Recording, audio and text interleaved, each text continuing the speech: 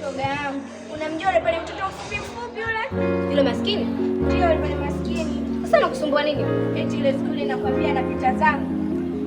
Kanipushi. Kunipushi hata kuniomba samahani. Sasa na hiyo anza kukupushi. Kweli?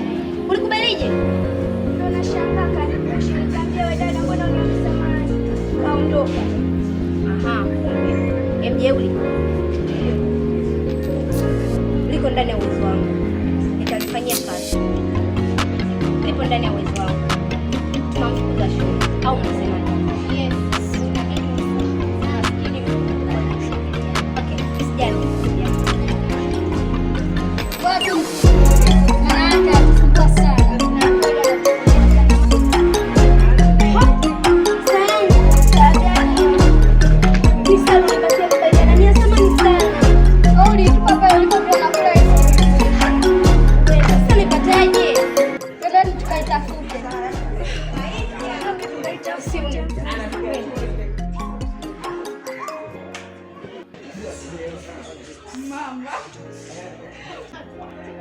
Shule na mtu binafsi, lakini sio mtu binafsi kaja kumaisamania katika shule hii, lakini sio maana ndo anatufanya sisi tusishiriki katika hii shule. Watu tunafeli, walimu waishi vizuri, yaani kwa sababu yake wanafunzi tunakuwa tuna amani katika shule. Walimu nao wanamsupport kwa kuwa baba yao ana hela, anawapa rushwa, wanakula vizuri, wanapendeza, basi nakwambia yeye anaona maana wanamsupport. Mimi simfamilia hata kidogo. Hapo simpendi yule. Nyinyi mnamuonaje? Mimi sana. Sasa nilishafa ndio namzidi sana katika shule mimi ananiuzi. Ile pale juzi mama sio nikapita nikamshusha cha watu.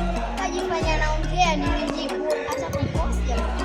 Ungetaka kumpiga na kibao shule. Au unamuonaje? Sivyo tena nataka kuwashana za kwa mwenye chao. Niko simpeche. Dada ni mshoga kweli. Kuna siku simuona anamshoga yule mshikaji wetu yule Saidi yule. Yule nice mtoto wa shule. Saidi wewe kijana bwana. Hata mwenyewe tu unaonaje? Wewe. Unaonaje? Napenda sifa. Sasa mnagona nini? Hata nitakwenda na wewe bwana. Hata ndio tumesifia mpaka itozi sana ndio mwaka anajiongelea. Ah, mimi baba ukifanya staki. Mtano. Nyinyi wao watafuta naogopa. Naogopa.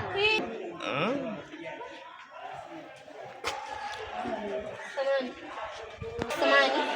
Ha? Isiri sangu hii. Umeikuta wapi umenibia? Sijakuibia. Nafu umeikata. Sijaikata. Yaani umenibia afu unadanganya? Hapana, Kwa ongea uongo. Sijaiba. Umepata hapo ujasiri kunishika.